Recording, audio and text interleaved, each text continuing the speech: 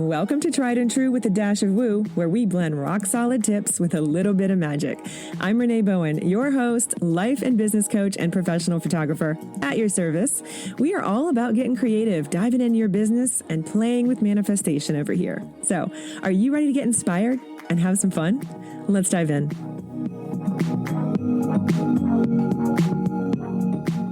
Hey, welcome back to Tried and True with a Dash of Woo. I'm Renee, your host. And I wanted to do just a quick little episode for you guys this week, specifically about some social media, because we've had a lot going on in the last week concerning TikTok and Instagram.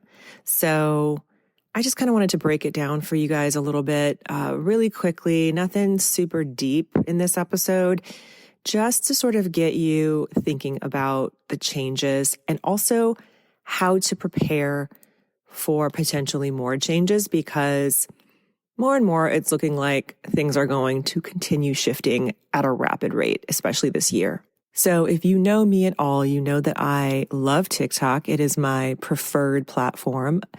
I've been over there since 2019 and I love TikTok. I prefer it over Instagram for a lot of reasons. I think the algorithm is better. It's just off the charts better.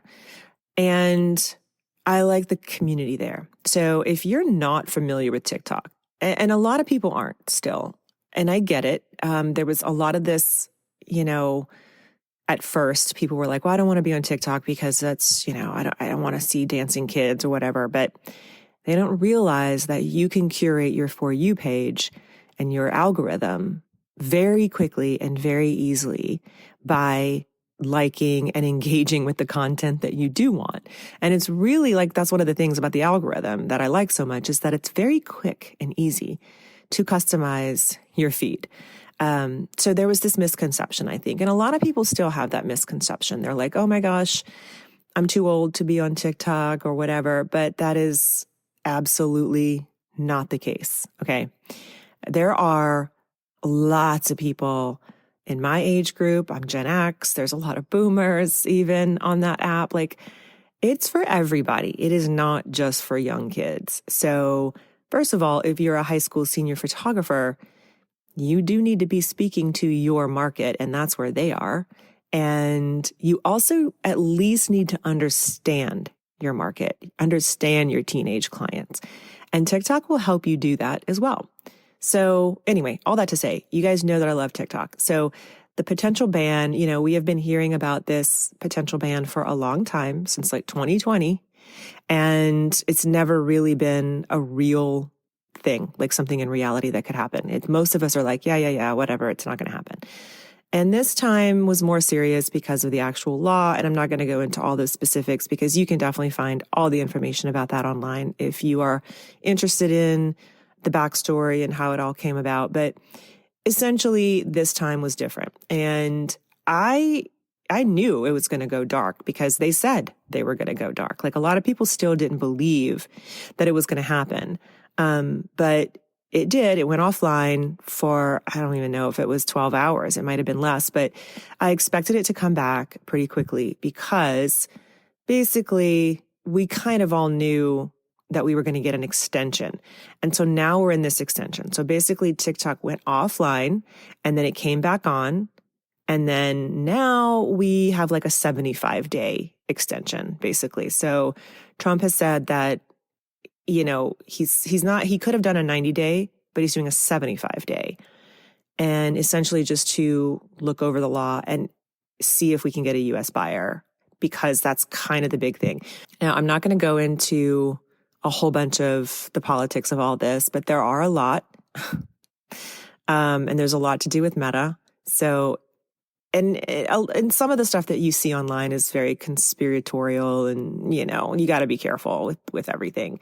But essentially, it really does feel like Mark Zuckerberg is just, he's always wanted to be TikTok. He's always hated the fact that his algorithm is not as good. And so now he's really aligned himself with this administration. And so as a result, Instagram is changing, and I'm going to talk about that in a second. But also TikTok is now sort of changing. And so that's kind of what I wanted to just mention, because my algorithm is not completely reset. Now, I don't know if you know this. If you're on TikTok, first of all, you can reset your For You page. You can go into your settings and just reset your FYP. So that's good to do if you feel like you're not getting fed the information you want anymore. You feel like the algorithm is just not working for you, whatever the case may be. You can reset it at any time. And it really doesn't take that long to train it. All it takes is you engaging with content, liking it, commenting, sharing the stuff that you like, and saying not interested on the stuff that you don't like or swiping through. And you can do that at any time. And so for me, when the app came back online, I was able to jump right back in. I've got all my saves. Everything looked fine. Everything looked normal. But my For You page was different, and it wasn't completely reset because I was still getting fed creators and content that I'm in alignment with, right? That I like. But I'm seeing a lot of new people that I haven't seen before that I really like that, are in alignment with the things that I want to see. So that's really cool. And another thing is that I'm seeing a lot of creators that I followed like years ago in 2019, 2020 and interacted with then, but I haven't seen on my FYP in a really long time. So it's kind of like for me, my FYP got like reinfused. It did reset some things, but I've only had to press not interested maybe once or twice. Like it's already pretty good. And it also feels faster and a little bit better in some respects. Like it feels to me like a good change. Now, this could just be my experience. So I did make a video a few hours after we got it back because I was noticing some of these things and I wanted to see if other people were noticing them too and kind of what their experience has been. And a lot of people are saying, like, that video has about 7,000 views right now, and a lot of comments. A lot of people are engaging with it and, kind of giving me their feedback. And a lot of people are saying that they are having a similar experience. Some people, I would say maybe less than 5. At this point anyway, we're saying that their FYP seems exactly the same. And then the rest of everybody else is saying that it has almost been completely reset. So it's very interesting, and it could have something to do with like how often you use it and how you use, your account. I am on TikTok entirely too much. I know that. So maybe it's because of the way that I use it and how much I use it. I'm not really sure. I just think it's interesting. And the thing that I wanted to let you guys know about, in case you don't know, is that you can curate the things that you see in your FYP, not just by engaging with it, but inside of your settings.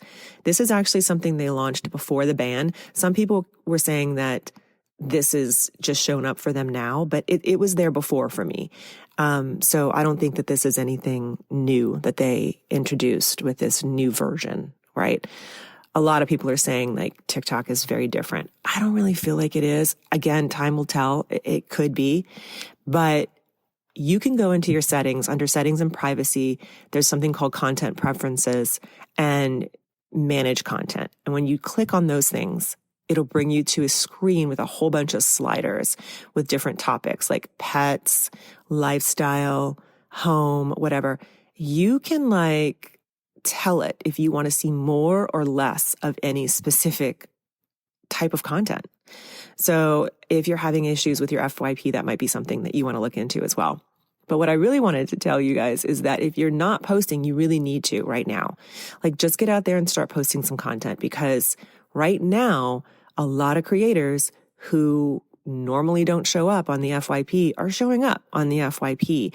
And my videos seem to be getting more eyes and more traffic than they were before. So anytime we get anything new from any algorithm, from any platform, you need to be using it. Now I'll talk about Instagram in a second, but specifically now with TikTok, you need to post something, okay? Like just start getting some content out there. Even if you've never really posted before, just start getting some content out there, because you could have a unique opportunity to get a little bit more reach than you were getting before, perhaps. Again, don't quote me on, I can't guarantee this for you, but I think you should experiment with this pretty quickly, actually. So that's the timely thing I wanted to mention to you guys about TikTok. Also, going forward, it is going to be anyone's guess at this point about what happens with the entire platform. So essentially, the United States wants it to be 50-50, like a US buyer. I don't know how that's going to line up. I don't know. A lot of people are saying that Meta bought it, but you guys, Meta is a publicly traded company. That can't happen without people knowing about it. So if Meta had purchased it, we would know. Now, that doesn't mean that they didn't purchase it or want to purchase it under a different name. I have no idea what goes on. But essentially, no, Meta has not purchased it as far as we know yet, for sure. We don't know if that's going to happen. A lot of people think that the app will change in some respect. All that to say, you can like it or not, and this goes for any platform.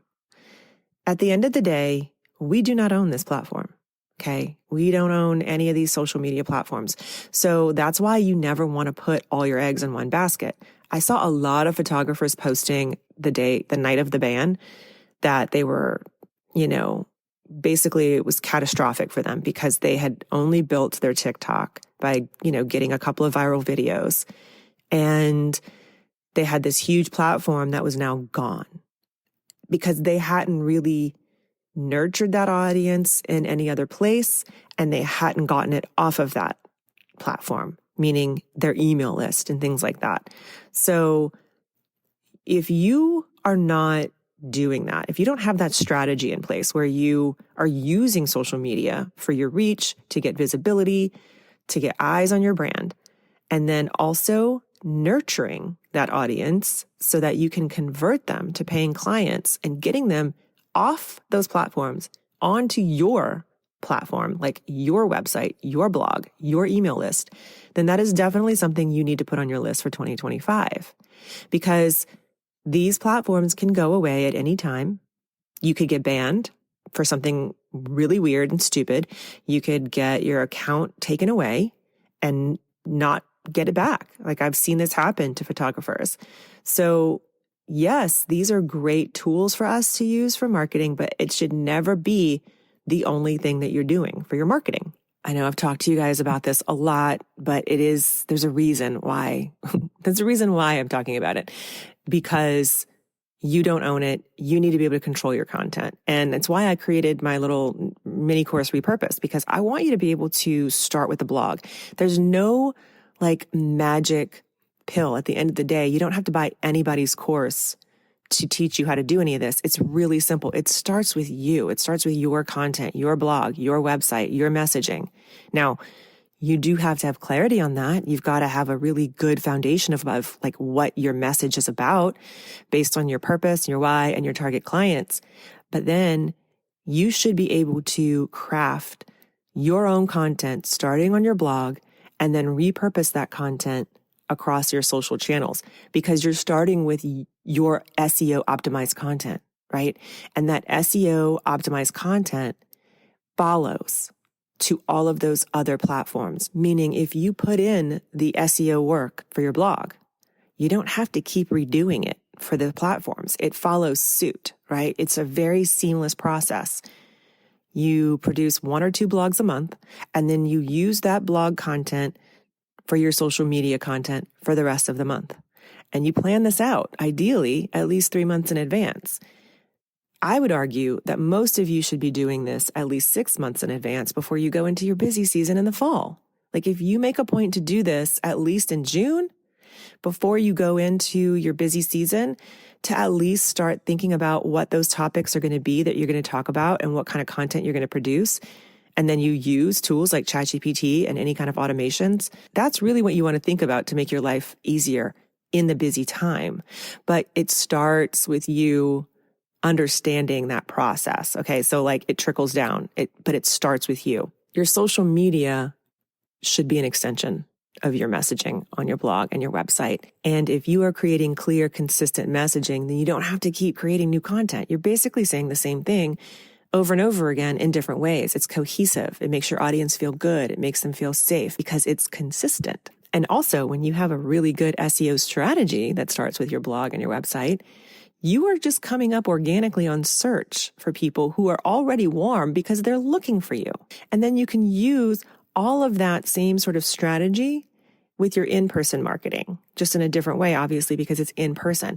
Those three things, just when they work well together, your in-person word of mouth, your online SEO strategy, and then your social media strategy as an extension of all that, those three things working together is like the gold standard, essentially, for your marketing. It starts with you understanding how to craft that message. So if you haven't done that work, go back to that.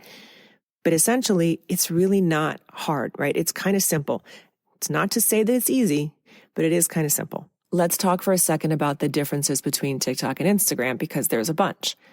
Those of us who like to spend most of our time on TikTok absolutely hate Instagram because it's a very different platform. If you've never been on TikTok and you're mostly on Instagram, you have the opposite experience because you're used to Instagram. We're just used to our own experiences, essentially, okay? But Instagram has just come out with a whole bunch of new changes just in, recent days. One of the main things being the grid. The grid is no longer squares. It is a 4x5, and it's actually not even a 4x5. Like if you get into the specifics of it, to design your covers, you have to do a specific ratio. I'll try and find that and put it in the comments for you guys in the show notes for you, because if you do want to have a pretty grid, you're going to need to reformat that. And it's not just a 4x5. All that to say, I personally do not think the grid is that important, and I'll tell you why. I started to let go of my grid having to look perfect a long time ago. And a lot of that was because of TikTok, because TikTok doesn't have a curated grid. Yeah, you can have the same sort of covers, but for the most part, it's not about that, right? And Instagram has really told us through their updates and things like that recently that they really are kind of trying to be more like TikTok. And here's the thing. Most people, if they come across your content, if they're scrolling, let's say if you're a high school senior photographer and you created a reel and you tagged your client in it and she reposted it on her story, like we all would love for them to do. And then her friends see it and they're looking at your reel and then they go to your profile. Okay. So that's what you want. You want that client to come into contact with your brand, either on their For You page, their timeline, or, from another client. You want them to get to your profile. Usually the first thing a teenager is going to do is look at your stories. So this is why I tell everybody that your story is really important. You need to be populating your story content daily, but especially for high school senior photographers, because you need to be relevant for your teenagers, right? They want to know that you're using this platform and that you're not just some random person. So you need to look professional. Your site needs to be very clear about who you are, what you do. Your bio needs to be SEO optimized, and it needs to tell your client who you are very clearly, immediately, and what you do. And then they're usually going to look at your highlights. Now, Instagram is moving the highlights. They're not taking them away, but they are moving them. So we will see if this changes that behavior a little bit. But this is why your highlights are good. It's a shortcut basically, so that they don't have to go to your website. So if it's a high school senior client, they hit your profile, they're going to look and see, okay, they're legit. This person's legit. And then they're going to go and look for more content like what they just saw. And if they just saw seniors, they're going to look for more seniors. If you shoot other things, a lot of people always ask me, do I need to separate my content? I'm a big believer that we don't, because let's be honest, you're probably not going to do that. There are some people who like to separate it and have 2 or 3 different Instagram accounts. That ain't me. I am never going to be that girl. So I want everything to be on one Instagram. The key is that I have it to where they can find the information if they want it. So I have a highlight for seniors. I have a highlight for branding, etc. I have highlights for coaching, reviews, testimonials, whatever. You want to just make it easy for your clients, and you want them to feel good, when they're doing it. And then obviously if they want more information, they're going to click out and go to your website. And ideally that's what you want. You want them on your website. So having those clear links, having something that's going to direct people easily, that's always important. Once they get to your website, though, are they going to have a cohesive experience there than what they did on Instagram? Are they going to find everything easily?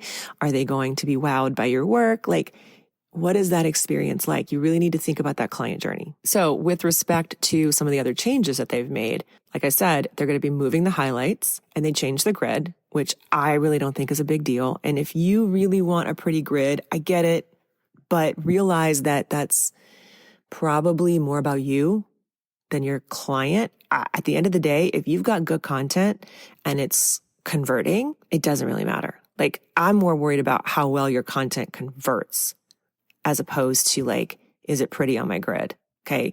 Cause I've seen some really pretty accounts and some really amazing photographers, and they ain't making any money. So I want you to be able to activate the buyer on and offline, but your content really should do the work for you. And again, it shouldn't be the only thing that you're doing. You shouldn't put all your eggs in one basket. And at the end of the day, if all you're doing is just cross-posting the same content on other platforms, like the same video on Instagram Reels and TikTok and YouTube Shorts and wherever else, okay, that's cool. Just do that. Like, it's better than not doing it at all. Because if you're going to like get really in the nuts and bolts of it, yeah, TikTok is going to respond to some content better than others, vice versa. And we know that TikTok does not prioritize what they call unoriginal content, meaning if it's coming from another platform. So if it has any kind of watermark, or if they know it's from Instagram, they're not going to prioritize that in the FYP. But that doesn't mean you can't repurpose it. You can re-upload it manually. You can use things like repurpose.io. You can use, Metrical to like kind of just recreate it however you want to do it. There's a lot of different ways. I'm not going to get into all of that in this podcast, but you can do that without it being flagged as unoriginal content. But you never, ever, ever want to upload something with a watermark from Instagram to TikTok, essentially. Instagram also said they're coming out with their own editing app to, compete with CapCut, because CapCut did come back as of today. I'm recording this the day before the podcast comes out, which is Wednesday, the 22nd. So CapCut is back, but just like TikTok, it is not in the App Store. So if you deleted the apps, or if you have that automatic thing on your phone that just automatically like offloads apps that you don't use very often, you may not have it anymore. So you can still use CapCut on the desktop though. So that's good. So we did get CapCut back. Just side note, if you haven't seen that, it is back. And as long as you didn't delete it or offload it, you should have access to it. But Instagram is coming up with their own version of, CapCut, and we'll see how good it is. The thing about CapCut is the templates. Like, the templates are unmatched, honestly. Like, they've just made it so easy. And it does take a minute to sort of like get the hang of CapCut, but once you do, you kind of can't live without it. So I'm really glad it's back. It just makes creating videos so much easier. So like I said, Instagram's coming out with their own. We'll see how that goes. And I am sure that we will probably see some more changes to Instagram in the coming months as we see changes come to TikTok, because it could very well go away and go away. Like, I doubt that's going to happen. I really do. I feel like we're probably going to get a US buyer, and that could or could not be something good. We will see, right? We will have to take this as it comes. What I'm doing during this time is staying the course. I am posting the heck out of content. I'm actually probably going to double down and post a lot more content on TikTok. I'm also going to be talking about coming off platform more, getting people to migrate over to Instagram more. I know a lot of people are deleting their Instagram and Facebook because of the whole Meta thing. And trust me, I get it, but I run a business. I can't do that. So as much as I may or may not like something that they do, whatever, I don't own these apps. Like, I am using it for marketing, and I'm running a business. So that's not really an option for me. I am going to be trying to build my YouTube a little bit more. But again, I already have my Instagram Reels moving over there. And another change is that Instagram Reels has said that they're going to start letting us do 3-minute Reels pretty soon. So that'll be interesting to see how that is received by the market. I think that these will be good for educational, and it could be for a lot of different things. But with respect to, like, let's just say senior photographers, because I know a lot of you guys who listen are senior photographers, I wouldn't be making a 3-minute reel of like a highlight reel of like a BTS, you still got to make it engaging, right? Like, remember who you're talking to. Your audience. Your teen audience has a very short attention span, so they're not going to really want to watch a 3-minute video unless you are captivating them. If you're telling them a story, if you're grabbing them in the first couple of minutes, if you're teaching them something, if you are nurturing them, like, hey, you know what? I know that you just booked a session, or like you're thinking about booking a session. Let's talk about your clothes for a second. Like, there are certain things that you can make 3-minute videos about that will keep their attention and that you can link out to over and over again and repurpose. You can put them on your blog. You can put them in your emails to people. You can use it as educational content. Like, all of that is really, really awesome stuff to do. Okay. And not even just as a senior photographer, a wedding photographer, any kind of photographer. Like, you can create guides and resources and create so many little different pieces that will help your clients that you can then link out to. Those would be really good for those 3-minute reels, specifically, I think. But I think we're also going to start to see on both platforms, I think we're going to start to see more storytelling cinematic content, because I think a lot of people are craving more of that right now. And they're kind of burnt out on just that aesthetic, sort of boring, like aesthetic short reels where you have to go to the caption to read everything. I think we're going to see a shift in that for sure. So the more you can double down on your story, the more you can be creative and out of the box in how you tell it, I think it's going to be important. And I mean, on all platforms going forward, and any way that you can relate to your client, anything that's going to make you feel more relatable, that they can resonate with.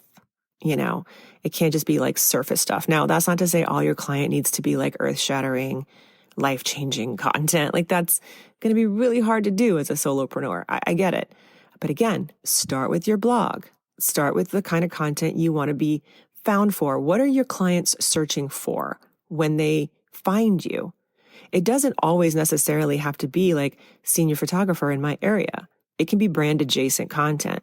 But create the content so that you can come up organically for these keywords that you want to rank for, and start creating more of a cohesive plan to push that stuff out on social consistently so that you stay in the algorithm's favor and you stay top of mind for your clients, because that's even good for your in-person people, right? If you've got like already existing clients who follow you on social and they see you consistently coming up, you're going to stay top of mind for them when they are looking for another kind of photography service if you offer that. So it all is going to work in your favor if you can get into that habit. And if it all seems daunting, it's really not. You just got to like prioritize it. If you need help with that, just let me know. Yes, I have one-on-one coaching packages, but I am offering just a handful of little pop-ups. So like if you need help with just one thing, you can book a call for that. Just shoot me an email, Renee@reneebowen.com, or DM me on Instagram, and I'll send you the info about that, because I'm not even like publicly putting that link out right now, because I want to keep it at a very manageable number of people that I offer that to. So help with your social media, that's a really good example of like a one-off coaching session. Like if you just want help figuring out what to plan for the next 3 months, I can walk you through that with ChatGPT, and we can create the whole plan in 60 to 90 minutes. We'll get you good and ready with a plan for the next 3 months, including blog posts, including keywords, and all your social content too. So yeah, just reach out if you want some help with that. Also, real quick before I wrap up, I want to remind you guys that the Seniors Unlocked Peak Senior Summit is happening this week.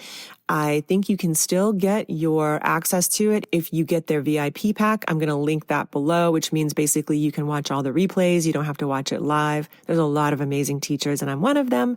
So if you want to learn this week a little bit more about your senior business, I'm going to put that link in there. I'm talking all about senior teams, and when you go through the program, you're going to be offered a pretty sweet discount off of my creative team method as well. So you'll get a coupon code after you watch my presentation. So if you are thinking about starting a senior team, that's a really good resource for you as well. So I'm going to list everything I mentioned in the show notes for y'all. If you have any questions about any of this stuff, reach out. Let's chat about it on Instagram. The main thing I wanted you guys to get from this is don't panic. You can't control social anyway. What you can control is your stuff, your website, your blog, your messaging. Hone in on that, okay? And if you are like snowed in the tundra, like a lot of you guys are right now, use this time to dig into your business and refine the heck out of it so that you can hit the ground running. And that doesn't mean you shouldn't be marketing right now, by the way. Even if you're not taking clients right now, even if your business like goes dark for a couple months because you're in the, winter and you don't shoot a lot, you still need to be marketing this whole time. And I'm not just talking about social media. Again, it is just a part of it. But you need to be blogging. You need to be having a strategy. You need to be consistent. And you need to be emailing your list. All of this works very seamlessly. I'm going to link Repurpose down below as well because that little mini course walks you through all of this and it's super cheap. But all that to say, you got this, okay? I know that you want to stay under the covers and stay warm. Trust me, I get that. It's not super cold here in SoCal, but we've been on fire and like literally it's just been chaos. So I understand wanting to stay under the covers. I understand not wanting to do the things that we have to get done. And if that's you, I feel you. A good strategy is to give yourself a time limit. Let yourself off the hook a little bit. If you're feeling like that, you might be a little burnt out as well. So be kind to yourself. Give yourself some grace. Make yourself feel good. You've got to feel good first. If you don't feel good and raise your vibration a little bit, you're not going to get to the things that you know you need to do. Okay? You're just going to feel like you're cracking the whip on yourself, and that ain't fun. So you need to turn that on its head a little bit and do something that's going to make you feel good. That could be something related to your business or not. It could be like, what makes me feel good is like, going to a museum or taking a long hot bath or going to get a massage. Okay, do that. Do the thing that's going to like lift your vibration, make you feel better, because then you are putting out a different energetic signature that the universe is just going to send right back to you. And then you're going to get more of that. And so it's going to feed off of that. Think about what lights you up and do those things first. And then tackle that crap on your list that you got to get done and you don't really feel like it. Put it on the calendar and make it happen. But you got to feel good first. That doesn't mean let yourself off the hook and just not do it. It means create those boundaries with yourself. What is your non-negotiables? But also do something good for yourself today, okay? So if you're struggling with your mindset, again, reach out. That's another good example of a one-off call. We can just hammer out what's going on, get to the heart of it real quick so that you can get back on track. I'm happy to help. Just let me know. Have a great rest of your week. I'll talk to you guys soon. Love you. Bye.